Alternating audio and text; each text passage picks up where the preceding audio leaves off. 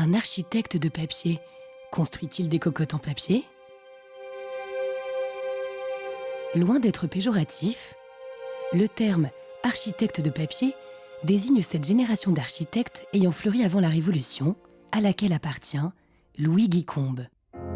Souvent issus de l'Académie d'architecture de Bordeaux, ils deviennent de formidables dessinateurs, compétents jusqu'ici négligés dans le milieu du bâtiment. Chez Louis Combes, l'architecte du Château Margaux, le néoclassicisme prend souvent des allures fantastiques. Celui qui se considérait comme le rival de Victor Louis imagine un forum antique sous l'influence de l'italien Piranèse ou encore des souterrains de prison en forme de décor de théâtre.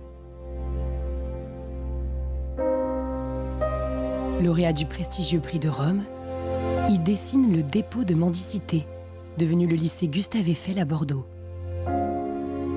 Puis en 1785, Louis Combes est nommé contrôleur des travaux du château Trompette, sous la direction de Victor Louis.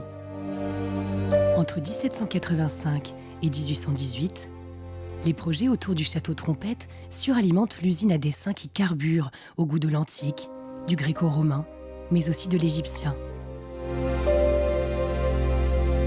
Le château est finalement rasé en 1818, année de la mort de Louis Combes, pour laisser la place à l'esplanade des Quinconces. Cette architecture de papier peut faire sourire, mais la beauté de ses planches est souvent saisissante. Dans ce creuset de rêves grandioses, s'est élaboré l'extrême classicisme, ayant métamorphosé le Bordeaux médiéval.